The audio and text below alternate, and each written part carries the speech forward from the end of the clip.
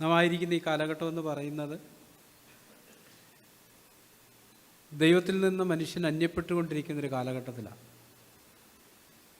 അതുകൊണ്ട് തന്നെ നമ്മുടെ മേൽ ഏൽപ്പിക്കപ്പെട്ടിരിക്കുന്ന ഉത്തരവാദിത്വം വളരെ വലുതാണ്. നമ്മളെ ഇരുണ്ട സ്ഥലത്ത് പ്രകാശിക്കുന്ന ഒരു വിളക്ക് പോലെ ആക്കി വെച്ചിരിക്കുന്നത് പാപത്തിൻ്റെ അന്ധകാരം കൊണ്ട് നിറഞ്ഞ ഈ ലോകത്തെ പ്രകാശം കൊടുക്കുക എന്നുള്ള ഉത്തരവാദിത്വമാണ് നമുക്കുള്ളത്. ദൈവിക ജീവന് പങ്കാളികളായി തീർന്ന് ആ ജീവനാണ് മറ്റുള്ളവർക്ക് പ്രകാശമായി തീരേണ്ടത്. പഴയ നിയമ കാലഘട്ടത്തിൽ നമുക്കറിയാം, നിൻ്റെ വചനം എൻ്റെ കാലിന് ദീപവും എൻ്റെ പാതയ്ക്ക് പ്രകാശവും ആകുന്ന സങ്കീർത്തനക്കാരൻ പറഞ്ഞത്. എന്നാൽ പുതിയ നിയമ കാലഘട്ടത്തിലേക്ക് വരുമ്പം അവന് ജീവനുണ്ടായിരുന്നു, ജീവൻ മനുഷ്യരുടെ വെളിച്ചമായിരുന്നു. അതുകൊണ്ട് തന്നെ ജീവൻ കൊണ്ട് ഒരു പ്രകാശം കൊടുക്കാനായിട്ടാണ് ദൈവം നമ്മളെ വിളിച്ചിരിക്കുന്നത്. മർക്കോസിൻ്റെ സുവിശേഷം 4-ാം അധ്യായത്തിൽ കർത്താവ് വിതയ്ക്കുന്നവൻ്റെ ഉപമ പറഞ്ഞത് നമ്മൾ വായിക്കുന്നുണ്ട്. മർക്കോസിൻ്റെ സുവിശേഷം 4-ാം അധ്യായം. അവിടെ 4 തരം സ്ഥാനങ്ങളെക്കുറിച്ച് പറയുന്നുണ്ട്. ഒന്ന്, വഴിയരികെ വീണ വിത്ത്, പാറസ്ഥലത്ത് വീണ വിത്ത്, മുള്ളിനിടയിൽ വീണ വിത്ത്, നല്ല നിലത്ത് വീണ വിത്ത്. കർത്താവ് ശിശുമാർക്കത് മനസ്സിലായില്ല എന്നുള്ള യാഥാർത്ഥ്യം. അവർ കർത്താവ് ഏകനായിരിക്കും കർത്താവിൻ്റെ അടുക്ക് ചെന്ന് ചോദിച്ചു, കർത്താവ് ആ ഉപമ ഞങ്ങൾക്കൊന്ന് വിശദീകരിച്ച് തരണം. അങ്ങനെ 4-ാം അധ്യായത്തിൻ്റെ 14 വാക്യങ്ങളിൽ ആ കർത്താവ് അതിനെ വിശദീകരിച്ച് കൊടുക്കുന്നുണ്ട്. അതിൽ 18-ാമത്തെ വാക്യത്തിലേക്ക് വരുമ്പം മുള്ളിനിടയിൽ വിതയ്ക്കപ്പെട്ട വചനത്തെക്കുറിച്ചാണ് കർത്താവ് വിശദീകരിച്ച് കൊടുക്കുന്നത്. അവിടെ പറഞ്ഞിരിക്കുന്നത് 4:18 മുള്ളിനിടയിൽ വിതയ്ക്കപ്പെട്ടതോ വചനം കേട്ടിട്ട് ഇഹലോകത്തിൻ്റെ ചിന്തകളും ധനത്തിൻ്റെ വഞ്ചനയും മറ്റ് വിഷയമോഹങ്ങളും അകത്ത് കടന്ന് വചനത്തെ ഞെരുക്കി നിഷ്ഫലമാക്കി തീർക്കുന്നതാകുന്നു. നമുക്കറിയാം, നമ്മളിന്ന് ഒന്നിച്ചൊരു മീറ്റിങ്ങിലായിരിക്കുമ്പം ഈ 4 നിലയിലുള്ള ഹൃദയവുമായിട്ട് നമുക്കിവിടെ ഇരിക്കാനായിട്ട് കഴിയും. കേൾക്കുന്ന വചനങ്ങൾ അപ്പോൾ തന്നെ എന്ത് സംഭവിക്കാം? ഈ വഴിയരികെ വീണ വിത്തെന്ന് പറഞ്ഞാൽ എന്താ എൻ്റെ അർത്ഥം? എപ്പോഴും വിത്ത് എവിടെയാണ് വിതയ്ക്കുന്നത്? ഒരുക്കപ്പെട്ട ഒരു വയലിലാണ് വിതയ്ക്കുന്നത്. അപ്പോൾ നമുക്കറിയാം, വിതച്ചുകൊണ്ടിരിക്കുമ്പം ഒരു പഴമൊഴി പറയാറുണ്ട്, കാറ്റുള്ളപ്പം വിതയ്ക്കരുത്. കാറ്റുള്ളപ്പം വിതച്ചാൽ എന്ത് സംഭവിക്കും? ഉദ്ദേശിക്കുന്ന സ്ഥലത്ത് വീഴത്തില്ല, കുറേ വിത്ത് വേസ്റ്റാവും. ആത്മീയ അർത്ഥത്തിൽ കാറ്റുള്ളപ്പം വിതയ്ക്കുക എന്ന് പറഞ്ഞാൽ എന്താ അർത്ഥം? നമ്മുടെ ഹൃദയം ഏകാഗ്രതയില്ലാതിരിക്കുമ്പം കേൾക്കുന്ന വചനത്തിന് സംഭവിക്കുന്നത് ഒന്ന് വഴിയരികെ വീണ വിത്ത് പോലെയാണ്. നമുക്കൊക്കെ അറിയാം, ഈ പണ്ട് കാലത്തൊക്കെ എൻ്റെ ചെറുപ്പത്തിൽ എനിക്ക് ഓർമ്മയുണ്ട്, വിത്ത് വിതച്ച് കഴിഞ്ഞാൽ 2-3 ദിവസത്തേക്കിന് രാവിലെയും വൈകുന്നേരവും പാട്ടയൊക്കെ ആയിട്ട് പോയി നിൽക്കും, കൊട്ടി കിളികളെയൊക്കെ ഓടിച്ച് കളയാൻ. അതുപോലെ കൊയ്ത്തിൻ്റെ സമയത്തും ഉണ്ടങ്ങനെ. അപ്പം നമ്മളിവിടെ ഇരിക്കുമ്പം വഴിയരികെ വീണ വിത്തിൻ്റെ ആ ഒരവസ്ഥയിൽ നമുക്കിവിടെ ഇരിക്കാൻ കഴിയും. എന്ന് പറഞ്ഞാൽ എന്താ അർത്ഥം? നമ്മുടെ ഹൃദയം കർത്താവിൽ ഏകാഗ്രമല്ലാതിരിക്കാൻ കഴിയും. വീഴേണ്ടിയെടുത്ത് ആ വിത്തൊരിക്കലും വീഴത്തില്ല. അത് സാത്താനാണ് വന്നെടുത്ത് കളയുന്നത്. സാത്താൻ ലക്ഷ്യം എന്താ? ദൈവജനമാകുന്ന വിത്ത് ഒരു മനുഷ്യൻ്റെ ഹൃദയത്തിൽ വീണ് മുളച്ച് ഫലം കൊടുക്കാൻ പാടില്ല. അതുകൊണ്ട് അവൻ തക്കം നോക്കിയായിരിക്കുന്നത്. അപ്പം അങ്ങനെ അലസരായി ഏകാഗ്രത ഇല്ലാതിരിക്കുന്ന ഒരാളുടെ ഹൃദയത്തിലുള്ള വചനത്തിൻ്റെ പ്രത്യേകത ഞാൻ പറയാം. ഇവിടുന്ന് ചെന്ന് വീട്ടിൽ ചെന്നിട്ട് ആരെങ്കിലും നമ്മളോട് ചെയ്യുക, അല്ല ഇന്ന് ഏത് വചനമായിരുന്നു പറഞ്ഞേ? ഒരു പിടുത്തവും ഇല്ല. അത് കാണിക്കുന്നത് എന്താ? അപ്പം തന്നെ അത് എന്ത് ചെയ്തു? സാത്താൻ വന്ന് എടുത്തോണ്ടും പോയി. 2-ാമത്തെ പാറസ്ഥലത്ത് വീണ വിത്തിനെക്കുറിച്ചാണ് നമ്മൾ വായിക്കുന്നത്, അല്ലേ? അതിൻ്റെ പ്രത്യേകത എന്താ? നമുക്കറിയാം, ഒരു മഴയൊക്കെ പെയ്ത് കഴിയുമ്പോൾ ഈ പാറയിൽ ഇച്ചിരി മണ്ണുള്ളിടത്തൊക്കെ പെട്ടെന്ന് ഓരോ സസ്യങ്ങളൊക്കെ മുളച്ച് വരും. ഒരു വെയിൽ തെളിഞ്ഞ് കഴിയുമ്പോൾ നോക്കുമ്പോൾ അത് കാണത്തില്ല, വാടിപ്പോവും. എന്താ അതിൻ്റെ കാരണം? വേരിറങ്ങാനുള്ള മണ്ണില്ല, അതുകൊണ്ടത് നഷ്ടപ്പെട്ടു പോകും. ആത്മീയമായിട്ട് പറയുമ്പം അത് നമുക്കതിനെ എന്തിനോട് ഉപമിക്കാം? പാറസ്ഥലം ഇതിനോട് ഉപമിക്കപ്പെടുന്നത് കഠിനപ്പെട്ട ഒരു ഹൃദയത്തോടാണ്. അവിടെ വീഴുന്ന വിത്തുകൾക്ക് അല്പ ആയുസേ ഉള്ളൂ. അത് പെട്ടെന്ന് സ്വീകരിക്കപ്പെടുന്നതിന് പെട്ടെന്ന് അത് മുളച്ചു വരും. അതുപോലെ തന്നെ എന്തു ചെയ്യും? അത് വാടിപ്പോവും. ഇനി മുള്ളിനിടയിൽ വീണ വിത്തിനോടുള്ള ബന്ധത്തെ ഇവിടെ പറഞ്ഞിരിക്കുന്നത്, അവിടെയും വിത്ത് വീണു, മുള്ളിനിടയിൽ വിതയ്ക്കപ്പെട്ടത്. അവിടെ എന്താ കർത്താവ് വിശദീകരിക്കും പറയുന്നത്? മുള്ളിനിടയ്ക്ക് വിതയ്ക്കപ്പെട്ടത് വചനം കേട്ടിട്ട് ഇഹലോകത്തിൻ്റെ ചിന്ത. ഇഹലോകത്തിൻ്റെ ചിന്തകൾ ഏതൊക്കെയാണ്? ഒത്തിരി കാര്യങ്ങളുണ്ടല്ലേ, ലോകവുമായിട്ട് ബന്ധപ്പെട്ട് ഒത്തിരി കാര്യങ്ങളുണ്ട്. ഈ ലോകമെന്ന് പറയുമ്പോൾ എന്താ? നമ്മൾ പലപ്പോഴും ആ കാര്യങ്ങളെക്കുറിച്ച് ചിന്തിക്കാറില്ലാത്തത് കൊണ്ട് തന്നെ ദൈവത്തിൻ്റെ പരിശുദ്ധാത്മാവിന് ആ കാര്യങ്ങളെ നമുക്ക് ബോധ്യപ്പെടുത്താനായിട്ടും കഴിയത്തില്ല. ഇപ്പം കർത്താവ് വന്നതിൻ്റെ ഉദ്ദേശത്തെക്കുറിച്ച് പറയുമ്പോൾ ഗലാത്യ ലേഖനത്തിൽ ഇങ്ങനൊരു വാക്യമുണ്ട്. ഗലാത്യ ലേഖനം 1-ാം അധ്യായത്തിൽ, ഗലാത്യർക്ക് എഴുതിയ ലേഖനം 1-ാം അധ്യായം, അതിൻ്റെ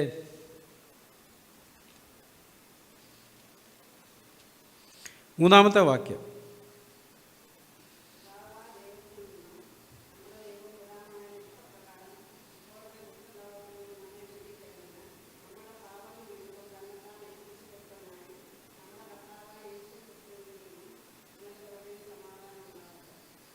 അവിടെ പറഞ്ഞിരിക്കുന്ന 3-ാം വാക്യത്തിൻ്റെ അതിങ്ങനെ വായിക്കുന്നത്, പിതാവായ ദൈവത്തിൽ നമ്മുടെ ദൈവവും പിതാവുമായ ഇഷ്ടപ്രകാരം ഇപ്പോഴത്തെ ദുഷ്ടലോകത്തിൽ നിന്നും നമ്മെ വിടുവിക്കേണ്ടതിന് നമ്മുടെ പാപങ്ങൾ നിമിത്തം തന്നെത്താൻ ഏൽപ്പിച്ചു കൊടുത്തവനായി.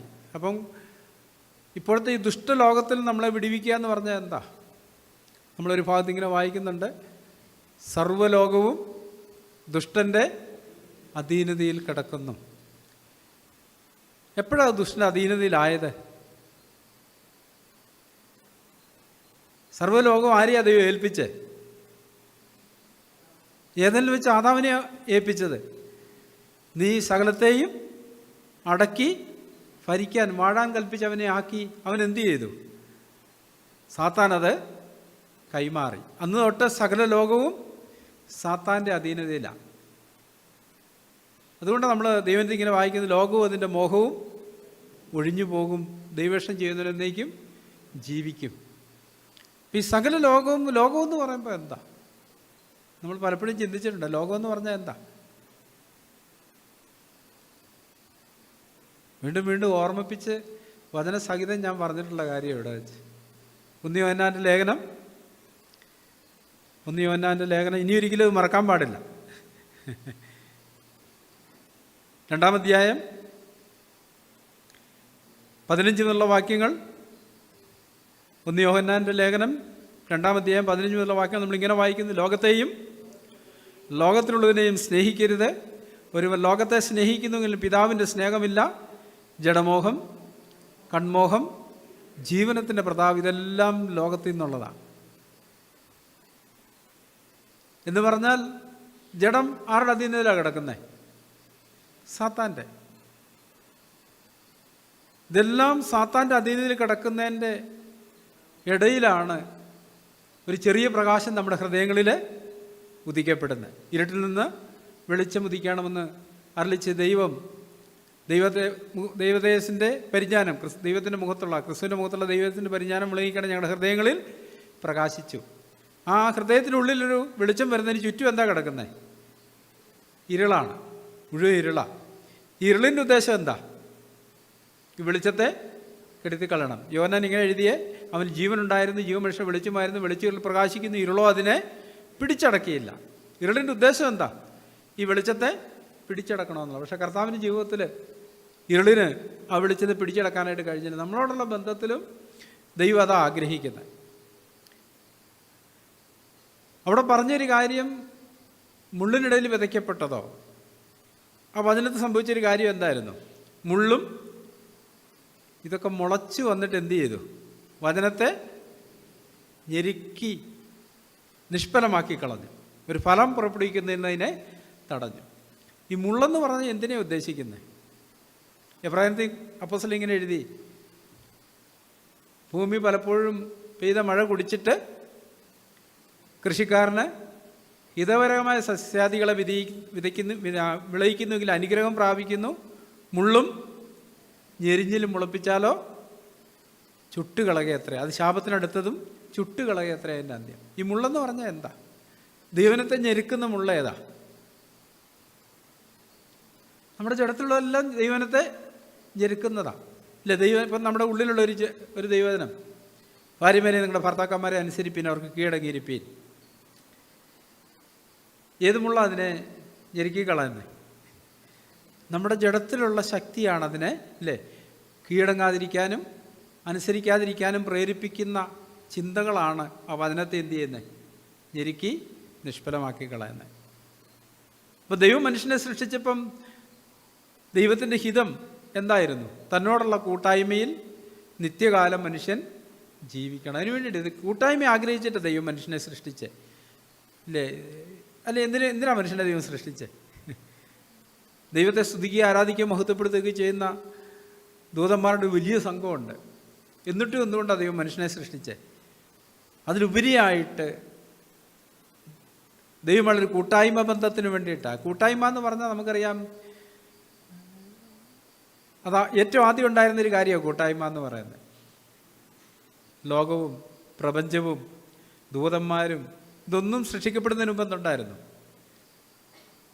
പിതാവും പുത്രനും പരിശുദ്ധാത്മാവും തമ്മിലുള്ളൊരു കൂട്ടായ്മ ബന്ധം ഉണ്ടായിരുന്നു. അതുകൊണ്ട് തന്നെ കൂട്ടായ്മയ്ക്കായിട്ട് ആഗ്രഹിക്കുന്നൊരു ഹൃദയമാണ് ദൈവത്തിനുള്ളത്. അതിനുവേണ്ടിയാണ് ദൈവം മനുഷ്യനെ സൃഷ്ടിച്ചത്.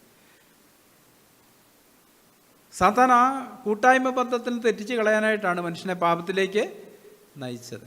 അപ്പം നമ്മുടെ ഉള്ളിൽ വിതയ്ക്കപ്പെടുന്ന വചനത്തോടുള്ള ബന്ധത്തിൽ, അല്ലേ, നമുക്കറിയാം, ഒരു സഭയിലിരിക്കുമ്പോൾ ബാല്യം മുതലേ ദൈവവചനം വിതയ്ക്കപ്പെടുന്നുണ്ട് എല്ലാ ഹൃദയങ്ങളിലും. ആ വചനത്തെ നിഷ്ഫലമാക്കി കളയാന്നുള്ള സാത്താൻ്റെ ലക്ഷ്യം. അതിനുവേണ്ടി സാത്താൻ നേരിട്ടല്ല പ്രവർത്തിക്കുന്നത്. പിന്നെ എങ്ങനെ? പലപ്പോഴും നമ്മുടെ ജഡത്തിലൂടെയാണ് പ്രവർത്തിക്കുന്നത്. ദൈവമക്കളോടുള്ള ബന്ധത്തിൽ ജഡത്തിലൂടെയാണ് സാത്താൻ പ്രവർത്തിക്കുന്നത്. ആ വചനത്തിന് വിരുദ്ധമായി നമ്മുടെ ജഡത്തിലുള്ള ആഗ്രഹങ്ങളെ എന്തു ചെയ്യും? ഉത്തേജിപ്പിച്ചുകൊണ്ടേയിരിക്കും. ഇപ്പം ദൈവം മനുഷ്യനെ സൃഷ്ടിച്ചപ്പം ദൈവത്തിൻ്റെ ഹൃദയത്തിലുണ്ടായിരുന്നൊരാഗ്രഹം, ഒരു പുരുഷനൊരു ഭാര്യ, ഒരു സ്ത്രീക്കൊരു ഭർത്താവ്. നമ്മുടെ ജഡത്തിൽ നമ്മളെന്താ കാണുന്നത്? അങ്ങനെ വഴങ്ങാനുള്ളൊരു ഹൃദയമല്ല നമ്മൾ കാണുന്നത്. അതുകൊണ്ടാണ് നമ്മൾ പരീക്ഷിക്കപ്പെടുന്നത്. ഇപ്പം കുഞ്ഞുങ്ങളെ ശ്രദ്ധിച്ച് നോക്കിക്കോ.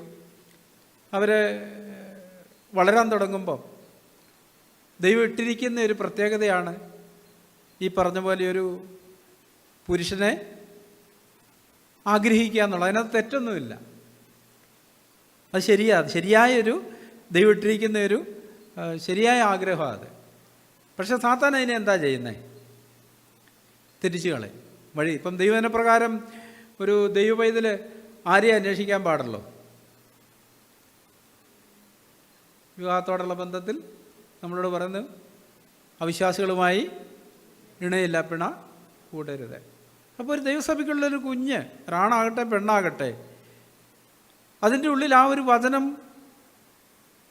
നിൽക്കാതെ അതിനെ ഞെരുക്കി കളയാനാണ് സാത്താൻ ശ്രമിക്കുന്നത്. എന്ന് പറഞ്ഞാൽ അതിൻ്റെ അർത്ഥം എന്താ? അങ്ങനെ ക്രിസ്തുവിൽ വിശ്വസിക്കുന്നവനൊന്നും വേണമെന്നില്ല, ആരെയും ഒരു സ്ത്രീയോ പുരുഷനെയോ മതി എന്നുള്ളൊരു ചിന്തയിലേക്ക് സാത്താൻ കൊണ്ടുപോകും. ആ വചനത്തെ ഞെരുക്കാൻ തുടങ്ങുമ്പം നമ്മളെന്താ ചെയ്യേണ്ടേ? ഇല്ല, നമ്മൾ സാധാരണ കൃഷിയൊക്കെ ചെയ്യുമ്പം വിളകളെ എന്താ ചെയ്യാറുള്ളത്? നമ്മൾ വില കൂടിയ തൈകളൊക്കെ മേടിച്ച് വെക്കുമ്പോൾ എന്ത് ചെയ്യും? 4 ചുറ്റും കമ്പൊക്കെ അടിച്ചിറക്കി ഒരു വേലിയൊക്കെ കിട്ടിയതിനെ സുരക്ഷിതമായിട്ട് നിർത്തും. മറ്റ് ജീവജാലങ്ങളോ ജന്തുക്കളോ ഒന്നും നശിപ്പിക്കാതിരിക്കും. നമ്മളൊന്നും പോയി ശ്രദ്ധിക്കും, വല്ല പുഴുവൊക്കെ കയറി അതിൻ്റെ ഇല തിന്നുന്നുണ്ടോ, ഇല്ലേ? ജാഗ്രതയോടെ നമ്മളതിനെ സംരക്ഷിച്ച് വളർത്തിക്കൊണ്ട് വരികയാണ് ചെയ്യുന്നത്. അപ്പോൾ നമ്മുടെ ഹൃദയത്തെക്കുറിച്ചും അങ്ങനെയാണ് പറഞ്ഞിരിക്കുന്നത്. സകല ജാഗ്രതയോടും കൂടി നിൻ്റെ ഹൃദയത്തെ സൂക്ഷിച്ചു കൊള്ളുക, ജീവൻ്റെ ഉത്ഭവം അതിൽ നിന്നല്ലോ ആകുന്നത്. അപ്പോൾ അതിനാരെങ്കിലും കണ്ടിട്ടുണ്ടോ? ശ്രദ്ധിച്ചിട്ടുണ്ടോ? ഉണ്ടോ? അത് സദൃശവാക്യങ്ങളുടെ പുസ്തകത്തിലാണ് നമ്മൾ ആ വാക്യം കാണുന്നത്.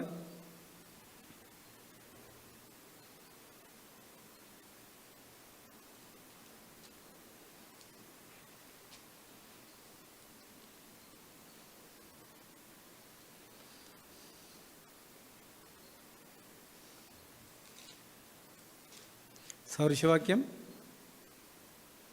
4 അധ്യായം 23 വാക്യം. സദൃശവാക്യം 4 അധ്യായം 23 വാക്യം. സകല ജാഗ്രതയോടും കൂടെ നിന്റെ ഹൃദയത്തെ കാത്തുകൊള്ളുക, ജീവൻ്റെ ഉത്ഭവം അതിൽ നിന്നല്ലോ ആകുന്നത്. അപ്പോൾ ദൈവത്തിനവിടെ കിടപ്പുണ്ട്, ജീവിപ്പിക്കുന്നൊരു ദൈവം നമ്മുടെ ഹൃദയത്തിലുണ്ട്. അപ്പോൾ നമ്മളെന്ത് ചെയ്യണം?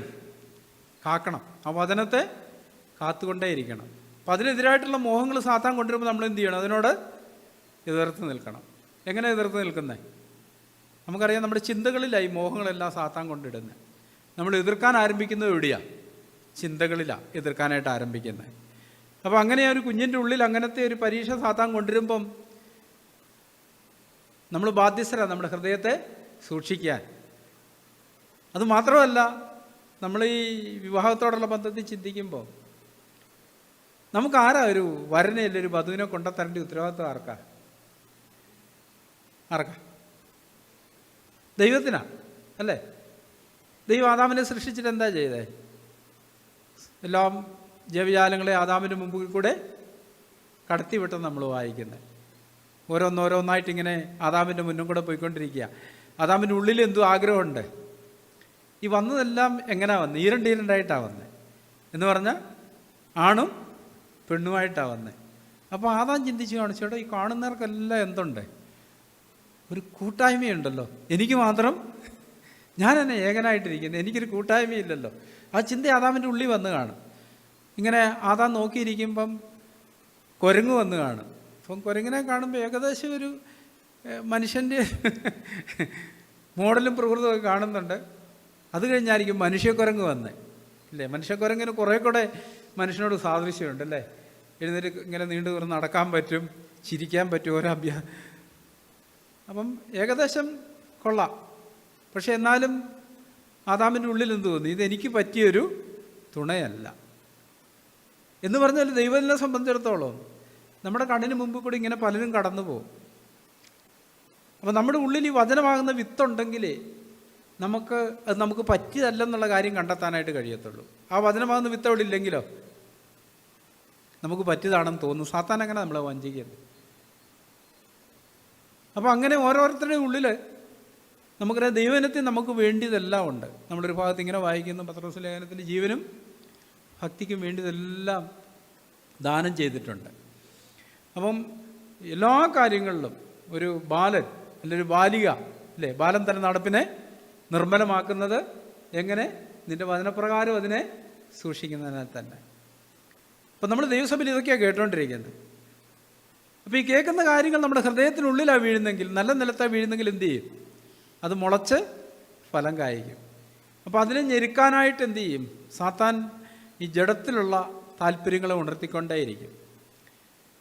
എല്ലാ കാലഘട്ടത്തിലും സാത്താനും ജഡവും ശ്രമിച്ചിട്ടുള്ളൊരു കാര്യം ദൈവിക പദ്ധതിയെ തകർത്ത് കളയാനായിട്ടാണ്. ഉത്തമഗീതത്തിലാണെന്ന് തോന്നുന്നു നമ്മളിങ്ങനെ ഒരു വാക്യം വായിക്കുന്നുണ്ട്.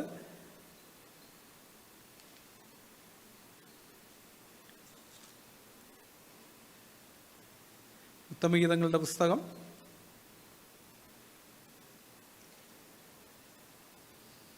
3 അധ്യായം 2 അധ്യായം 7 വാക്യത്തിൽ നമ്മളിങ്ങനെ വായിക്കുന്നു. ഉത്തമഗീതം 2:7 സങ്കീർത്തനം, സദൃശവാക്യങ്ങൾ, സഭാപ്രസംഗി കഴിഞ്ഞിട്ട് ഉത്തമഗീതം.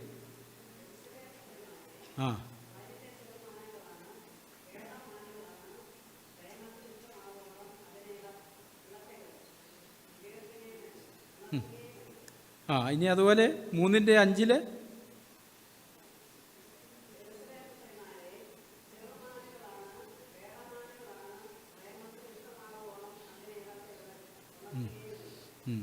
ഇപ്പോൾ ഇവിടെ പറഞ്ഞിരിക്കുന്നൊരു കാര്യം എന്താ?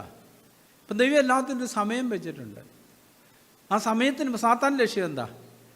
ആ സമയത്തിന് മുമ്പേ മനുഷ്യനെ അങ്ങോട്ട് നയിച്ച് തെറ്റി ചെയ്യിക്കുക എന്നുള്ളത്, അല്ലേ? ഇപ്പം ദൈവം മനുഷ്യനോട് കൽപ്പിച്ചൊരു കാര്യം, തോട്ടത്തിൻ്റെ നടുവിൽ നിൽക്കുന്ന വൃക്ഷത്തിൻ്റെ ഫലം നീ തിന്നരുത്, നന്മതിന്മകളെക്കുറിച്ചുള്ള, തിന്നുന്നാൾ നീ മരിക്കും. പക്ഷേ അത് അവർക്ക് എന്നേക്കുമായിട്ട് നിഷേധിച്ചൊരു കാര്യമല്ലായിരുന്നു. ദൈവത്തിൻ്റെ മനസ്സിൽ എന്തുണ്ടായിരുന്നു? ആദ്യം ഇവരെന്ത് ഭക്ഷിക്കണം? ജീവൻ്റെ വൃക്ഷത്തിൻ്റെ ഫലം ഭക്ഷിക്കണം. അതിനുശേഷം ഈ നന്മതിന്മകളെക്കുറിച്ചുള്ള വൃക്ഷത്തിൻ്റെ ഫലം അവർക്ക് തിന്നാമായിരുന്നു. അപ്പോൾ സാത്താൻ ശ്രമിച്ചൊരു കാര്യം ദൈവം വെച്ച സമയത്തിന് മുമ്പേ ഇവരെ തീറ്റിക്കുക എന്നുള്ളതായിരുന്നു. അതുകൊണ്ടാണ് ദൈവം പറഞ്ഞ് ഇനി ഇവരെ ഈ ജീവവൃക്ഷത്തിൻ്റെ ഫലം കൂടെ പറിച്ച് നിന്ന് എന്നേക്കും ജീവിക്കാതിരിക്കേണ്ടത് അവരെ തോട്ടത്തിൽ നിന്ന് പുറത്ത്, അല്ലെങ്കിൽ നശിച്ച അവസ്ഥയിൽ മരിച്ച അവസ്ഥയിൽ തുടരാതിരിക്കാനായിട്ട് അവരെ തോട്ടത്തിൽ നിന്ന് പുറത്താക്കി എന്ന് പറഞ്ഞതുപോലെ നമ്മൾ ഈ ജീവിക്കുന്ന കാലഘട്ടത്തിൻ്റെ പ്രത്യേകത എന്താ? ഈ കഴിഞ്ഞ ദിവസം പത്രത്തിൽ വാർത്ത കണ്ടു, ഈ ശാരീരിക ബന്ധത്തിൽ ഏർപ്പെടാനുള്ള ഇപ്പം വെച്ചിരിക്കുന്ന പ്രായപരിധി എന്ന് പറയുന്നത് 18 വയസ്സാണ്. സർക്കാർ ചെയ്യാൻ പോകുന്നത് എന്താ? അത് 16 കുറയ്ക്കാൻ പോവുക. ഇവിടെ പറഞ്ഞിരിക്കുന്നൊരു കാര്യം എന്താ? ദൈവജനം വെച്ചിരിക്കുന്ന വ്യവസ്ഥ എന്ന് പറഞ്ഞാൽ ഒരു വിവാഹത്തിന് ശേഷം മാത്രമേ അങ്ങനെ ഇതിലേക്ക് പ്രവേശിക്കാൻ പാടുള്ളൂ, ആണാണേലും പെണ്ണാണേലും. ഇന്നത്തെ ലോകവ്യവസ്ഥ ഒന്നാകെ അതിനെതിരായിട്ടാണ്. ഈ കഴിഞ്ഞ ദിവസം വേറൊരു വാർത്ത കണ്ട്, ജപ്പാനിലത് 13 വയസ്സായിരുന്നത് 16 അവർ ഉയർത്താൻ പോകും. എന്ന് പറഞ്ഞാൽ ദൈവജനത്തിന് വിരുദ്ധമാണ് എപ്പോഴും ലോകത്തിൻ്റെ ഗതി, ലോകത്തിൻ്റെ നിയമങ്ങൾ. ഒരു കാലഘട്ടത്തിൽ നമുക്കറിയാം ലോകത്തിൻ്റെ നിയമങ്ങളെല്ലാം ഈ വചനത്തിൻ്റെ ന്യായപ്രമാണത്തെ അടിസ്ഥാനപ്പെടുത്തി കൊണ്ടതായിരുന്നു. ലോകത്തിലെ എല്ലാ ഭരണഘടനകളും അടിസ്ഥാനമായിട്ട് സ്വീകരിച്ച് ബ്രിട്ടൻ്റേതായിരുന്നു. ബ്രിട്ടൻ്റെ ഭരണഘടന അടിസ്ഥാനം എന്തായിരുന്നു? ദൈവത്തിൻ്റെ വചനം. ഇന്നെന്താ സംഭവിക്കുന്നത്? അത് മാറ്റിമറിക്കുക. അല്ല, നമ്മൾ കുറച്ച് കാലങ്ങൾക്ക് മുമ്പ് നമ്മുടെ സുപ്രീം കോടതിയിലെ ചീഫ് ജസ്റ്റിസ് ഒരു വിധി പ്രഖ്യാപിച്ചു, ആണും പെണ്ണും വിവാഹം കഴിക്കുന്നതിൽ തെറ്റൊന്നുമില്ല, ശരിയാ. ദൈവജനത്തിന് വിരുദ്ധ. ദൈവൻ എന്താ പറയുന്നത്? അപലക്ഷണമായെന്നാണ് റോമാലേഖനത്തിൽ പറയുന്നത്. അത് നിയമങ്ങൾ എന്താക്കുക എന്ന് പറഞ്ഞാൽ ലോകത്തിൻ്റെ സിസ്റ്റം ഒന്നാകെ സാത്താൻ കൈപ്പിടിയിൽ ഒതുക്കിക്കൊണ്ടിരിക്കുക. ധാർമ്മിക മൂല്യങ്ങളെല്ലാം നഷ്ടപ്പെടുത്തിക്കൊണ്ടിരിക്കുന്ന ഒരു കാലഘട്ടത്തിലാണ് നമ്മൾ ജീവിക്കുന്നത്. ഇന്നത്തെ ആ ഒരു കാലഘട്ടത്തിൽ നമ്മൾ പ്രകാശമായിരിക്കുന്നത് എങ്ങനെയാണ്? ഈ ദൈവത്തിൻ്റെ വചനം അവരുടെ ഇടയിൽ നിങ്ങൾ ജീവൻ്റെ വചനം പ്രമാണിച്ചുകൊണ്ട് ലോകത്തിൽ ജ്യോതിസുകളെ പോലെ പ്രകാശിക്കുന്നു. അപ്പം നമ്മുടെ കുഞ്ഞുങ്ങൾ ബാല്യം തൊട്ട് ഇല്ലേ നമ്മളോട് പറയുന്നത്, ബാലൻ നടക്കേണ്ടുന്ന വഴിയിൽ അവനെ അഭ്യസിപ്പിക്കുക. അത് നമ്മളെ ഏൽപ്പിച്ചിരിക്കുന്ന ഉത്തരവാദിത്വമാണ്. നമ്മുടെ കുഞ്ഞുങ്ങളോടുള്ള ബന്ധത്തിൽ നിങ്ങളുടെ കാര്യങ്ങൾ തുറന്ന് പറഞ്ഞ് വരാൻ പോകുന്ന അപകടത്തെക്കുറിച്ച് മുന്നറിയിപ്പ് കൊടുക്കാനുള്ള ചുമതല നമുക്കുണ്ട്. പക്ഷേ പലപ്പോഴും നമ്മളെന്താ ചെയ്യാറുള്ളത്? നമ്മുടെ ചിന്ത എന്താ? അതൊക്കെ അവർക്ക് അറിയാം, മനസ്സിലാക്കിക്കോളും നമ്മൾ ചിന്തിക്കുന്നത്. നമ്മൾ വിചാരിക്കരുത് അങ്ങനെയാണ് കാര്യങ്ങൾ പോകുന്നതെന്ന്. സാത്താൻ ഈ കാര്യങ്ങളെല്ലാം തലകീഴാക്കിക്കൊണ്ടിരിക്കുന്നൊരു കാലഘട്ടത്തിലാണ് ജീവിക്കുന്നത്. ദൈവിക മൂല്യങ്ങൾ നഷ്ടപ്പെടുത്തി ഒന്നാകെ നശിപ്പിച്ച് കളയുന്നൊരു കാലഘട്ടത്തിലാണ്. ഇവിടെ പറഞ്ഞിരിക്കുന്നൊരു കാര്യം 2-ാം അധ്യായം, ഉത്തമഗീത 2-ാം അധ്യായത്തിൽ തൊട്ട് മുകളിൽ നമ്മളിങ്ങനെയാണ് വായിക്കുന്നത്. അവനെ വീഞ്ഞു വീടിലേക്ക് കൂട്ടിക്കൊണ്ടുവന്നു, എൻ്റെ മീതെ അവൻ പിടിച്ചിരുന്ന കൂടി സ്നേഹമായിരുന്നു. ഞാൻ പ്രേമ പരവേശിയായിരിക്കാലും മുന്തിരിയട തന്ന് എന്നെ ശക്തീകരിപ്പീൻ, നാരങ്ങ തന്ന് എന്നെ തണുപ്പിപ്പീൻ. അവൻ്റെ ഇടം കൈ എന്നെ തലയും കീഴിയിരിക്കട്ടെ, അവൻ്റെ വലം കൈ എന്നെ ആശ്ലേഷിക്കട്ടെ. യെരൂശലേം പുത്രിമാരെ, വയലിലെ ചെറുമാനുകളാണ്, പീഡമാനുകളാണ്, പ്രേമത്തിന് ഇഷ്ടമാകുള്ളൂ, അതിനെ ഇളക്കരുത്, ഉണർത്തുകയും വരുത്. ശാരീരികമായിട്ടുള്ള ഇങ്ങനെയുള്ള ആഗ്രഹങ്ങളെ ഉണർത്താതെ വേണം നാം വളർന്നുകൊണ്ടേയിരിക്കാൻ. നമ്മുടെ കുഞ്ഞുങ്ങൾക്കത് പറഞ്ഞു കൊടുക്കേണ്ട ചുമതല നമുക്കുള്ളതാണ്, തുറന്നു പറയേണ്ട ചുമതല നമുക്കുള്ളതാണ്. ഇന്ന് അവർക്ക് കിട്ടുന്ന ഇൻഫർമേഷനൊക്കെ എവിടെ നിന്നുള്ളതാണ്? ഈ തെറ്റായ ലോകത്തിൽ നിന്ന് കിട്ടുന്ന ഒരു ഇൻഫർമേഷനാണ്. ഞാൻ പറയാൻ കാര്യം, ഈ കഴിഞ്ഞ ദിവസം ഞാൻ പലതും ശ്രദ്ധിച്ചു. ഈ പെൺകുട്ടികളോട്, ഒരു 14, 15, 16 വയസ്സുള്ള പെൺകുട്ടികളോട് ഈ ടിവിക്കാരിങ്ങനെ അഭിപ്രായ സർവേ നടത്തുമ്പം മദ്യപിക്കുന്നതിനെക്കുറിച്ച് ചോദിച്ചപ്പം അവർ 99% പേര് പറഞ്ഞു ഞങ്ങൾ മദ്യപിക്കുമെന്നാണ് പറഞ്ഞു. അതുപോലെ ഈ ശാരീരിക ബന്ധത്തിൽ ഏർപ്പെടുന്നത് തെറ്റാണോ ശരിയാണ്, വിവാഹത്തിന് മുമ്പ് ശാരീരിക ബന്ധത്തിൽ ഏർപ്പെടുന്നത് തെറ്റാണോ ശരിയാണെന്ന് വെച്ചപ്പോൾ 99% അതിനകത്തൊരു തെറ്റുമില്ല, അതിനകത്ത് തന്നെ തെറ്റ്.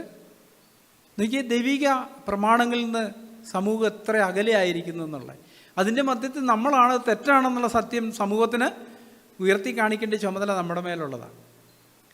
നമ്മുടെ വാക്കുകൊണ്ടും പ്രവൃത്തി കൊണ്ടും നമ്മളത് തെളിയിക്കേണ്ടി വരും. നമ്മളതിനു വേണ്ടിയിട്ടാണ് വിളിച്ചിരിക്കുന്നത്. ഇരുണ്ട സ്ഥലത്ത് പ്രകാശിക്കുന്നൊരു വിളക്ക് പോലെ അന്ധകാരം നിറഞ്ഞ ലോകത്ത് ജീവൻ്റെ പ്രകാശമായിരിക്കാനായിട്ട് നമ്മളെ വിളിച്ചത്. നമ്മുടെ കുഞ്ഞുങ്ങളോട് പറഞ്ഞു കൊടുക്കണം. നമ്മുടെ ദേവൻ രാമേന്ദ്രൻ എന്ന് പറയുന്ന ഒരു ജഡ്ജി ഉണ്ടല്ലോ സുപ്രീം കോടതിയിൽ, അല്ല ഹൈക്കോടതിയിലെ, അയാളുടെ ഒരു മെസ്സേജ് ഞാൻ നമ്മുടെ ഗ്രൂപ്പിൽ ഇട്ടിരുന്നു. അതിനകത്ത് പുള്ളി പറഞ്ഞ്, എൻ്റെ പിതാവ് എന്നോട് പറഞ്ഞത് നീ പുക വലിക്കാനും മദ്യപിക്കാനും പാടില്ല, കാരണമൊന്നും എന്നോട് ചോദിക്കേണ്ടത്, നീ അങ്ങ് അനുസരിച്ചാൽ മതി. പുള്ളി പറഞ്ഞ് ഞാൻ അതുപോലെ പാലിച്ചു. അതാണ് ഇന്നത്തെ നിലയിൽ എന്നെ എത്തിച്ച ഒരു കാര്യം. ഒരു ഹിന്ദുവായ മനുഷ്യനാണത്. അയാൾ പറയാം, എൻ്റെ പിതാവിനോട് പറഞ്ഞ് നീ കാരണമൊന്നും എന്നോട് ചോദിക്കേണ്ട, ഞാൻ കാരണം പറയത്തുമില്ല, നീ ഇതങ്ങ് അനുസരിച്ചാൽ മതി. ഇന്നത്തെ തലമുറയിലെ സമൂഹം എന്താ പഠിപ്പിക്കുന്നത്? എല്ലാം ചോദ്യം ചെയ്യണം, ഒന്നും അങ്ങനെ അനുസരിക്കാൻ പാടില്ല, വൈ വൈ വൈ നമ്മൾ ചോദിച്ചുകൊണ്ടിരിക്കണമെന്നാണ്. എന്നാൽ പല രാഷ്ട്രീയ പ്രസ്ഥാനങ്ങളും അങ്ങനെ ഇല്ലേ? ദൈവത്തിന് അധികാരത്തിന് കീഴടങ്ങാൻ പറയുന്നു. ചില പ്രസ്ഥാനങ്ങൾ എന്താ പറയുന്നത്? കീഴടങ്ങരുത് ഇല്ലേ? നമ്മുടെ ജഡത്തിലുള്ള താല്പര്യങ്ങളെ ഉത്തേജിപ്പിച്ചുകൊണ്ട് ദൈവജനത്തിന് വിരുദ്ധമായൊരു തലത്തിലേക്ക് നമ്മളെ കൊണ്ടുപോകുന്നൊരു കാലഘട്ടത്തിൽ നമ്മൾ ജീവിക്കുന്നത്. അപ്പോൾ അവിടെ ഈ മുള്ള് മുളച്ച് വരിക എന്ന് പറഞ്ഞതിൻ്റെ അർത്ഥം ഇതാണ്. ജഡാഭിലാഷങ്ങൾ വളർന്നു വന്നിട്ട് എന്ത് ചെയ്യുന്നു? നമ്മളവിടെ വായിക്കുന്നത് മർക്കോസിൻ്റെ 4 ഇഹലോകത്തിൻ്റെ ചിന്തകളും ധനത്തിൻ്റെ വഞ്ചനയും മറ്റ് വിഷയമോഹങ്ങളും അകത്ത് കടന്ന് വചനത്തെ ഞെരുക്കി നിഷ്ഫലമാക്കുന്നത് തന്നെ. ഇപ്പോൾ ഇവിടെ പറഞ്ഞിരിക്കുന്ന പദപ്രയോഗം ശ്രദ്ധിച്ചോ? ഇതൊക്കെ അകത്ത് കടക്കുക എന്ന് പറഞ്ഞാൽ എന്താ അർത്ഥം? ഇതൊക്കെ എവിടെ ഉള്ളത്? നമുക്കറിയാം, മനുഷ്യനെ ദൈവം സൃഷ്ടിച്ചിരിക്കുന്നത് ദേഹം, ദേഹി, ആത്മാവ്. നമ്മൾ വീണ്ടെടുക്കപ്പെടുമ്പം ആത്മാവിൽ വീണ്ടെടുക്കപ്പെടുന്നത് നമുക്ക് ലഭിക്കുന്നൊരു പുതിയ ഹൃദയമാണ്. പുതിയ മനസ്സും പുതിയ ഹൃദയവും പുതിയ ആത്മാവൊക്കെയാണ് തരുന്നത്. അപ്പോൾ ഈ പറഞ്ഞ കാര്യങ്ങളെല്ലാം എവിടെയുള്ള? പുറത്തുള്ളതാണ് എന്ന് പറഞ്ഞാൽ ജഡത്തിലുള്ളതാണ്. എങ്ങനെ ജഡത്തിൽ നിന്ന് ഹൃദയത്തിലേക്ക് പ്രവേശിക്കുന്നതിനെയാണ് അകത്ത് കടക്കുക എന്ന് പറയുന്നത്. ഇവിടെ അതാ പറഞ്ഞിരിക്കുന്നത്. മറ്റ് വിഷയമോഹങ്ങളും അകത്ത് കടന്നിട്ടാണ് വചനത്തെ ഞെരുക്കുന്നത്. അപ്പോൾ ഈ വചനം എവിടെയാണ് സൂക്ഷിക്കുന്നത്? ഹൃദയത്തിലാണ്. അതായത് സദൃശവാക്യം 4:23 വാക്യത്തിൽ വായിച്ചത്, സകല ജാഗ്രതയോടെ നിന്റെ ഹൃദയത്തെ സൂക്ഷിച്ചുള്ള ജീവൻ്റെ ഉത്ഭവം ആരംഭം അതിൽ നിന്നാണ്. അപ്പം നമ്മൾ ഈ അകത്ത് കടക്കുന്നതിനെ തടയുക എന്നുള്ള ചുമതലയാണ് നമ്മുടേത്. ഇവിടെ 3 കാര്യങ്ങൾ എടുത്തു പറഞ്ഞിരിക്കുന്നത്: ഇഹലോകത്തിൻ്റെ ചിന്തകൾ, ധനത്തിൻ്റെ വഞ്ചന, മറ്റ് വിഷയമോഹങ്ങൾ. വിഷയമോഹങ്ങൾ എന്ന് പറഞ്ഞാൽ എന്താ? പ്രധാനമായിട്ടും ലൈംഗിക താല്പര്യങ്ങളാണ് അത്. വിഷയമോഹം നമ്മൾ വിഷയലമ്പാടം എന്നൊക്കെ പറയാറുണ്ട്. സെക്സിന് കൂടുതൽ പ്രാധാന്യം കൊടുക്കുന്ന അവസ്ഥ. ഇതെല്ലാം ഉള്ളിൽ കിടക്കുന്നു എന്നാണ് പറഞ്ഞിരിക്കുന്നത്. വീണ്ടും ജനിക്കുമ്പം ഞാൻ ഇവിടെ പലപ്പോഴും പറഞ്ഞു, തമ്പിയുടെ ഹൃദയം പറഞ്ഞൊരു പുസ്തകം ഉണ്ടായിരുന്നു. വീണ്ടും ജനിക്കുമ്പം കർത്താവ് ഉള്ളി വരുമ്പം ഇതെല്ലാം പുറത്ത് കിടക്കുന്നു, ഹൃദയം ശുദ്ധീകരിക്കപ്പെടുന്നു. അതിനുശേഷം ഇതിൻ്റെ പുറത്തുണ്ട് ഇവരിങ്ങനെ വട്ടം കറങ്ങി നടക്കുക, എപ്പോഴാണ് ഒരു ചാൻസ് അകത്ത് കയറാൻ കിട്ടുന്നതെന്ന്. നമ്മൾ എവിടെയെങ്കിലും ഒരു ഇട കൊടുത്താൽ എന്ത് സംഭവിക്കും? അതെല്ലാം വീണ്ടും ഉള്ളിലേക്ക് വരും, കർത്താവ് അവിടുന്ന് പുറത്താകും. നമ്മളോട് റോമാലേഖനം 14 അധ്യായത്തിൽ ജഡത്തോടുള്ള ബന്ധത്തിൽ ദൈവാത്മാവ് ഇങ്ങനെയാണ് നമ്മളെ പ്രബോധിപ്പിക്കുന്നത്. റോമാലേഖനം 13 അധ്യായം അതിൻ്റെ 14 വാക്യം. അവിടെ നമ്മളിങ്ങനെ വായിക്കുന്നു.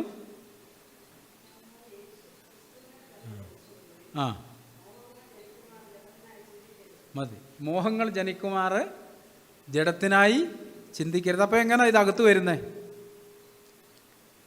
മോഹങ്ങൾ എങ്ങനെ അകത്ത് വരുന്നേ? നമ്മൾ ജഡത്തിനായുള്ള കാര്യങ്ങൾ ചിന്തിക്കുമ്പോഴാണ്. മോഹങ്ങൾ ജനിക്കുമാറ് ജഡത്തിനായി ചിന്തിക്കരുത്. ഇപ്പം പിണക്കം, അത് ജഡത്തിലുള്ള കാര്യം. അതെങ്ങനെ ഹൃദയത്തിനുള്ളിൽ വരുന്നത്? എങ്ങനെ വരുന്നത്? പിണക്കം എങ്ങനെ നമ്മുടെ ഹൃദയത്തിനുള്ളിൽ കയറുന്നത്?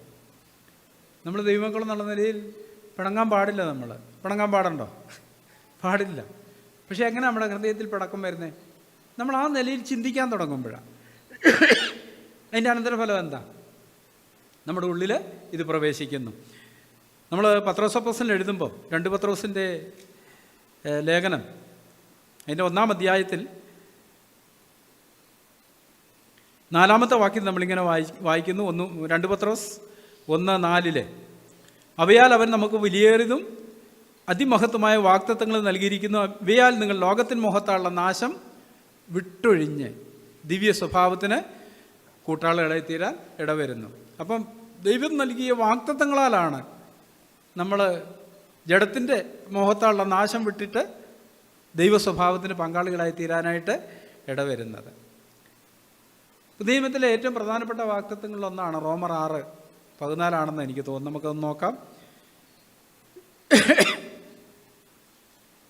റോമാലേഖനം 6 അധ്യായം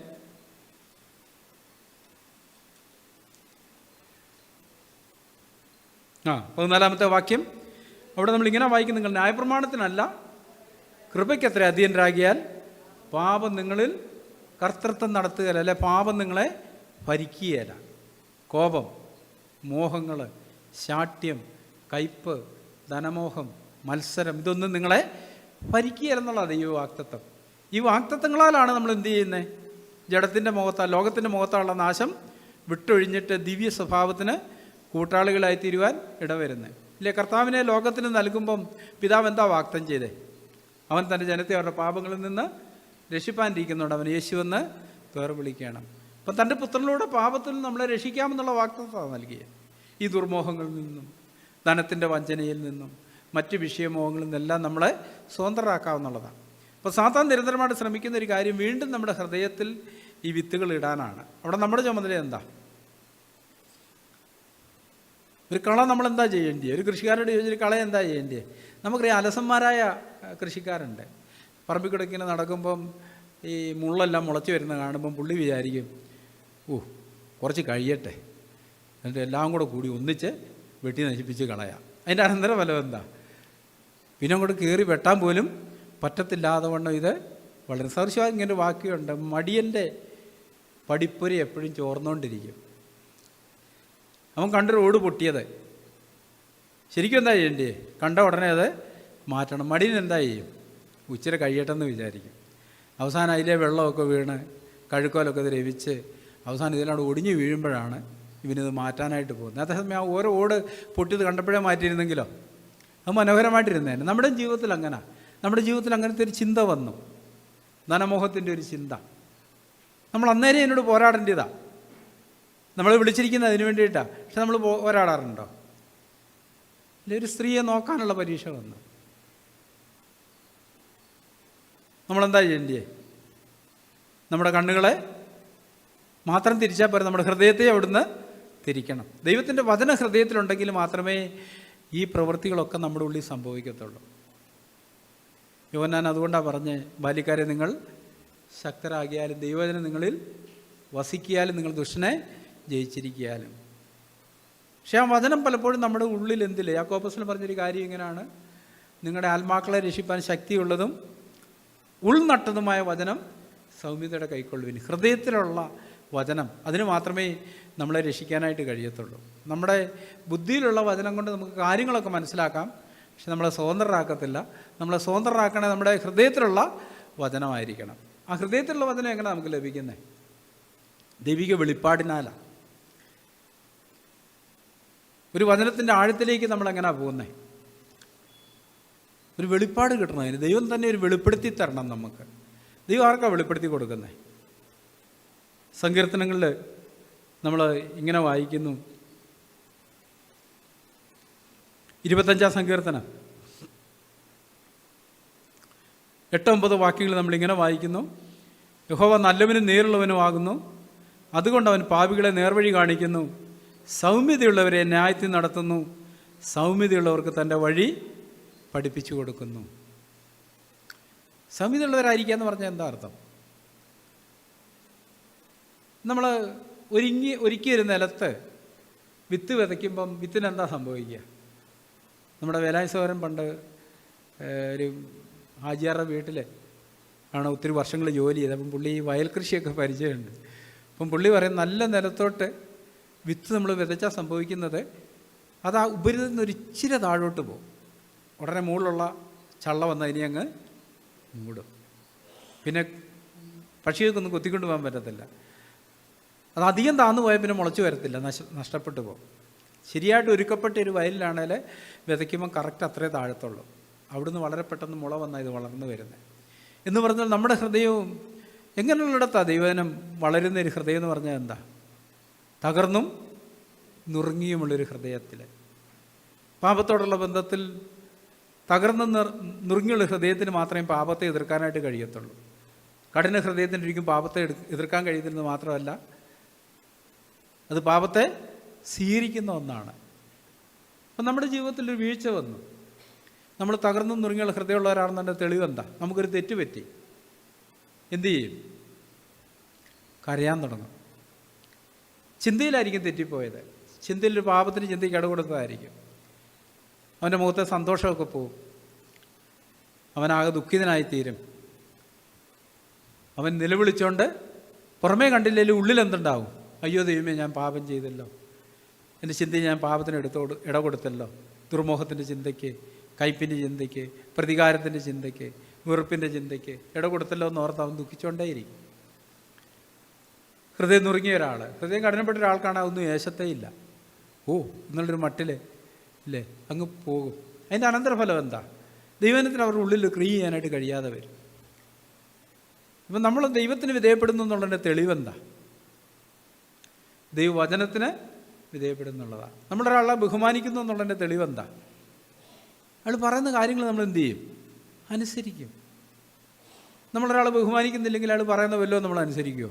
നമ്മൾ അവഗണിക്കുമോ? അത് ഇവിടെ പറഞ്ഞിരിക്കുന്നൊരു കാര്യം, സൗമ്യതയുള്ളവരെ ന്യായത്തിൽ നടത്തുന്നു, സൗമ്യതയുള്ളവർക്ക് തൻ്റെ വഴി പഠിപ്പിച്ചു കൊടുക്കുന്നു. 10-ാം വാക്യം, യഹോവയുടെ നിയമവും സാക്ഷ്യങ്ങളും പ്രമാണിക്കുന്നവർക്ക് അവൻ്റെ പാതകളൊക്കെയും ദയയും സത്യവുമാകുന്നു. നമ്മൾ ഈ വഴിയിൽ നടക്കുന്നവരാണെങ്കിൽ ദൈവത്തിൻ്റെ പാതകളോടുള്ള ബന്ധത്തിൽ അവൻ്റെ പാതകളൊക്കെയും ദയയാണെന്നാണ് പറഞ്ഞിരിക്കുന്നത്.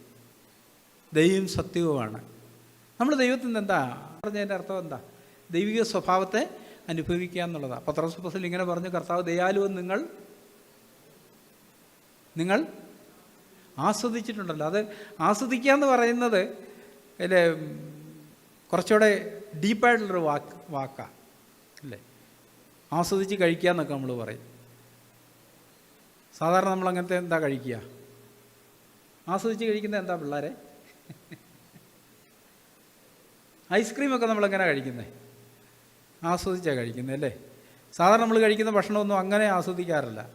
എന്നാൽ ഒരു ഇച്ചിരി ഇറച്ചിയൊക്കെ മേടിച്ച് കറിയൊക്കെ വെച്ചിട്ടാണെങ്കിലും നമ്മളെങ്ങനെ ഭക്ഷണം ആസ്വദിച്ചാണ് കഴിക്കുക ഇല്ലേ. എന്തെങ്കിലും ഒരു അച്ചാറും ഒരു മുളക് പൊടിച്ചൊക്കെ ഉള്ള നമ്മൾ കഴിക്കുന്നേ ഉള്ളൂ, ആസ്വദിച്ചൊന്നുമല്ല. അതേസമയം നല്ലൊരു കറിയൊക്കെ ഉണ്ട്, നമ്മൾ ആസ്വദിച്ച് കഴിക്കും. ഇവിടെ പറഞ്ഞിരിക്കുന്ന കർത്താവ് ദയാലുവെന്ന് നിങ്ങൾ ആസ്വദിച്ചിട്ടുണ്ടല്ലോ. ഇവിടെ പറഞ്ഞിരിക്കുന്നത് എന്താ? യഹോവയുടെ നിയമവും സാക്ഷ്യം പ്രമാണിക്കുന്നവർക്ക് അവൻ്റെ പാതകളൊക്കെയും ദയയും സത്യവുമാണ്. കർത്താവിൻ്റെ ദയ നമുക്ക് ആസ്വദിക്കാനായിട്ട് കഴിയുന്നുണ്ടോ? നമ്മൾ തകർന്നു നുറുങ്ങുള്ള ഹൃദയമുള്ള ഒരാളാണേലും ദൈവത്തിൻ്റെ ദയയിലാണ് നമ്മൾ ജീവിക്കുന്നത്. നമുക്കത് ആസ്വദിക്കാനായിട്ട് കഴിയും, അനുഭവിക്കാനായിട്ട് കഴിയും. അല്ലെങ്കിലോ ഇല്ലേ, നമ്മളിവിടെ വന്ന് ഇരുന്നിട്ട് ദൈവത്തെ സ്തുതിക്കാൻ നമുക്ക് മടുപ്പുള്ളതിൻ്റെ കാരണം എന്താ? ഇതൊന്നും നമ്മൾ ആസ്വദിക്കുന്നില്ല. നമ്മുടെ ബുദ്ധിയിലൊക്കെ അറിയാം കർത്താവ് ദീർഘക്ഷമയും മഹോദയയും കരുണയും ഒക്കെ ഉള്ളവനാണെന്നൊക്കെ അറിയാം. പക്ഷെ നമുക്കത് അനുഭവമില്ല. അതുകൊണ്ടത് കേൾക്കുമ്പോൾ നമുക്ക് പ്രത്യേകിച്ച് വികാരങ്ങളൊന്നും തോന്നുന്നില്ല. അതേസമയം കർത്താവിൻ്റെ ദയ നമ്മൾ ആസ്വദിക്കുന്നവരാണെങ്കിൽ ആ ദയയെക്കുറിച്ച് ഓർക്കുമ്പോൾ നമുക്ക് എന്താ? നമ്മുടെ ഹൃദയം മുഴുവൻ നന്ദിയും സ്നേഹമായിരിക്കും. നമ്മൾ അറിയാണ്ട് എന്തു ചെയ്യും? കർത്താവേ നിനക്ക് സ്തോത്രം, നന്ദി എന്ന് പറയും. പണ്ട് തമിഴ്നാട്ടുകാരനായൊരു സുവിശേഷകനുണ്ടായിരുന്നു. പുള്ളിയുടെ പ്രത്യേകത, പുള്ളി ഇങ്ങനെ എപ്പോഴും സ്തോത്രം പറഞ്ഞുകൊണ്ടിരിക്കും. കർത്തർക്ക് സ്തോത്രം എന്ന് പറയും. അപ്പം മീറ്റിങ്ങിനിടയ്ക്കും പ്രസംഗത്തിനിടയ്ക്കൊക്കെ പുള്ളി ഇങ്ങനെ സ്തോത്രം പറഞ്ഞുകൊണ്ടിരിക്കും. ഒരു പ്രാവശ്യം ഒരാൾ പറഞ്ഞു, ഇന്നത്തെ മീറ്റിങ്ങിൽ നിങ്ങൾ സ്തോത്രം പറയാതിരിക്കുകയാണെങ്കിൽ നിങ്ങൾക്ക് ഞാനൊരു നല്ല ചെരുപ്പ് മേടിച്ചു തരാം, ഒരു ജോഡി ചെരുപ്പ് മേടിച്ചു തരാം. പുള്ളിക്ക് ചെരുപ്പൊന്നും ഇല്ലാത്ത മനുഷ്യനാണ്. അവസാനം വചനം കേൾക്കാൻ തുടങ്ങിയപ്പോൾ പുള്ളിക്ക് ഉത്സാഹം വരാൻ തുടങ്ങി. അപ്പം പുള്ളിക്ക് സ്തോത്രം പറയാനുള്ള തള്ളല. പക്ഷേ ഈ ചെരുപ്പിൻ്റെ കാര്യം ഓർക്കുമ്പോൾ സ്തോത്രം പറഞ്ഞു പോയാൽ ചെരുപ്പ് കിട്ടത്തില്ല. അവസാനം പുള്ളി ഇങ്ങനെ സ്തോത്രം പറഞ്ഞു, ചെരുപ്പ് കിട്ടിയാലും ശരി കിട്ടിയില്ലേലും ശരി കർത്തർക്ക് സ്തോത്രം. ആ കർത്താവിനുള്ള നന്ദി താങ്ങാൻ വയ്യാണ്ട് വന്ന് പുള്ളി സ്തോത്രം പറഞ്ഞു. എന്ന് പറഞ്ഞ പോലെ നമ്മുടെ ജീവിതത്തിൽ നമുക്കിത് അനുഭവിക്കാൻ കഴിയുന്നുണ്ട്. കർത്താവിൻ്റെ ദയ, കരുണ, ദീർഘക്ഷമ, ഇതൊക്കെ അനുഭവിക്കുന്നവരാണെങ്കിൽ നമുക്ക് കർത്താവിനെ സ്തുതിക്കാതിരിക്കാനായിട്ട് പറ്റത്തില്ല. പക്ഷെ ഇതൊന്നും നമ്മൾ അനുഭവിക്കുന്നില്ല. നമുക്ക് ബുദ്ധിയിലറിയാം കർത്താവ് ദീർഘക്ഷമയും മഹോദയയും കരുണയുള്ളവനൊക്കെയാണെന്ന് അറിയാം. പക്ഷെ നമ്മുടെ ജീവിതത്തിൽ അനുഭവിക്കുന്നില്ലെങ്കിൽ നമുക്ക് യാതൊരു മാറ്റവും ഉണ്ടാകത്തില്ല. ഇപ്പം നമ്മളെ ഒരു വളരെ ആഴത്തിൽ സഹായിക്കുന്ന ഒരാളോടുള്ള ബന്ധത്തിൽ നമ്മുടെ മനോഭാവം എപ്പോഴും എന്തായിരിക്കും? നമ്മുടെ ആവശ്യങ്ങളിലെല്ലാം നമ്മളെ ആത്മാർത്ഥമായിട്ട് സഹായിക്കുന്ന ഒരാളാണ്. ആളെക്കുറിച്ച് ചിന്തിക്കുമ്പോഴേ നമ്മുടെ മനസ്സിൽ എന്താ വരുന്നത്? ഒരു നന്ദിയും സ്നേഹവും. പെട്ടെന്ന് നമ്മളാളെ കാണുകയാണല്ലോ, നമ്മൾ ആകെപ്പാടെ ഇപ്പം സഹോദരിയായിട്ടൊരു ഉടക്കമൊക്കെ ഉണ്ടാക്കി അങ്ങ് ആകെ തളർന്നിരിക്കുകയെന്ന് വിചാരിക്കുക. അപ്പോഴങ്ങനെ ആൾ കയറി വരുന്നെങ്കിൽ നമ്മുടെ മുഖഭാവം എങ്ങനെ ആയിരിക്കും? നമ്മളതൊക്കെ അങ്ങ് മറക്കും ഇല്ലേ? ആളോട് ഭയങ്കര സന്തോഷവും നന്ദി ഇല്ലേ? നമ്മൾ ചിരിച്ചുകൊണ്ട് എഴുന്നേറ്റ് ചെല്ലും, സ്വീകരിക്കും, വന്നിരിക്കാനൊക്കെ പറയും. എന്ന് പറഞ്ഞാൽ നമ്മുടെ ആ ദുഃഖമെല്ലാം നമ്മൾ പെട്ടെന്ന് മറന്നു പോകും. എന്ന് പറഞ്ഞതുപോലെ നമ്മൾ ഈ ഒരു വഴിയിലാണ് നടക്കുന്നതെങ്കിൽ ദൈവത്തെ സ്തുതിക്കുക എന്നുള്ളത് നമുക്ക് അടക്കി വെക്കാൻ കഴിയാത്തൊരു കാര്യമായിരിക്കും. എപ്പോഴും നമ്മുടെ ഹൃദയങ്ങളിൽ എന്തുണ്ടാവും? എഫെസ്യരിൽ കൊലോസ്യരിലൊക്കെ നമ്മൾ വായിക്കുന്ന സങ്കീർത്തനങ്ങളാലും സ്തുതികളാലും ആത്മീയ ഗീതങ്ങളാലും നിങ്ങളുടെ ഹൃദയങ്ങളിൽ കർത്താവിനെ പാടിയും കീർത്തനം ചെയ്തു ഉള്ളിൽ അങ്ങനെ ഒരാത്മാവിനെ നമ്മൾ സഭയ്ക്കുള്ളിൽ വന്നിരിക്കുന്നെങ്കിൽ അങ്ങനെ കർത്താവിൻ്റെ നാമത്തെ പ്രഘോഷിക്കുന്ന അവൻ്റെ കരുണയും ദയയെക്കുറിച്ചൊക്കെ കേൾക്കുമ്പം നമ്മൾ അറിയാണ്ട് നമ്മുടെ വായിൽ നിന്ന് എന്ത് വരും? ഇതിലങ്ങടെ പുറത്തേക്ക് വരും. നമ്മുടെ ഹൃദയങ്ങളിൽ എന്താ ചെയ്യുന്നത്? നിറഞ്ഞിരിക്കുന്നൊരവസ്ഥയായിരിക്കും. പക്ഷെ നമുക്ക് അങ്ങനത്തെ ഒരു അനുഭവം ഉണ്ടോ?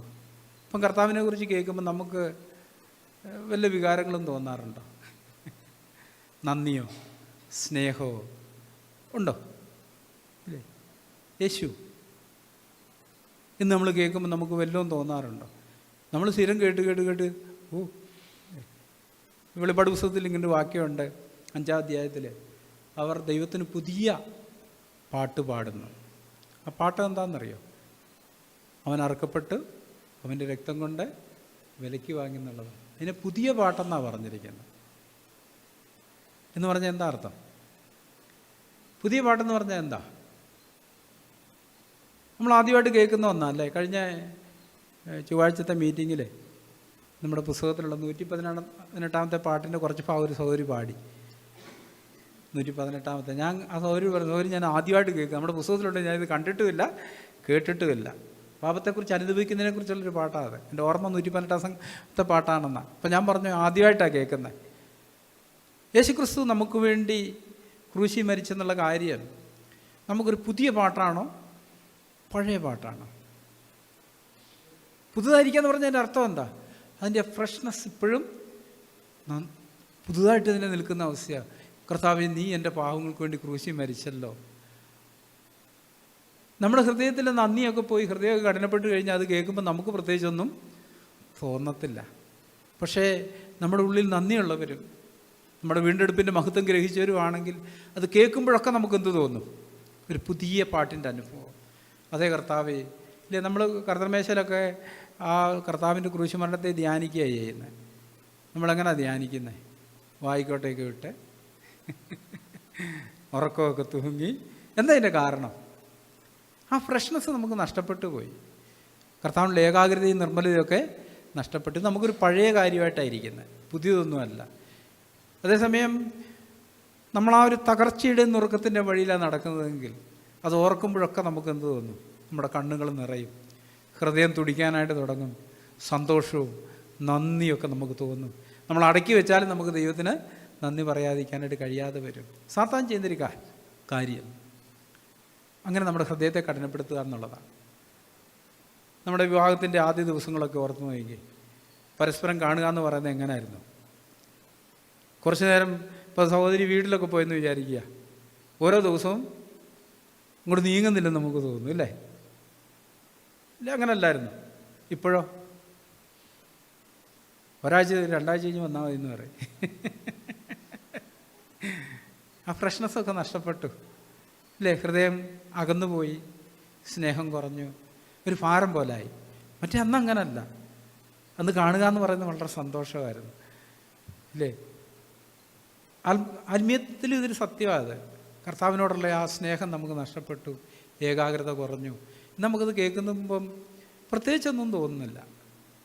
അത് കാണിക്കുന്ന നമ്മുടെ ഹൃദയം കർത്താവിനോടുള്ള ഏകാഗ്രതയും നിർമ്മലതയൊക്കെ ഒരു വഷളായിപ്പോയി എന്നുള്ളതാണ്.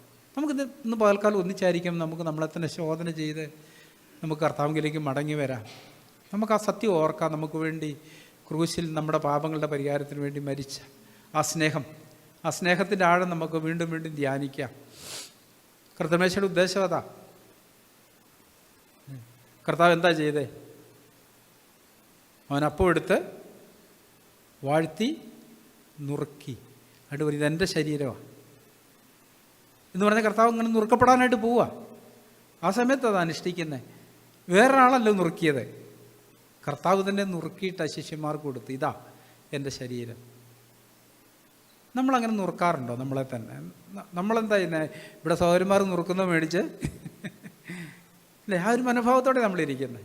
പക്ഷേ ശരിക്കും കർത്തൃമേശയിൽ എന്താ പറയുന്നത്? നമ്മൾ സ്വയമാണ് നുറുക്കേണ്ടിയത്.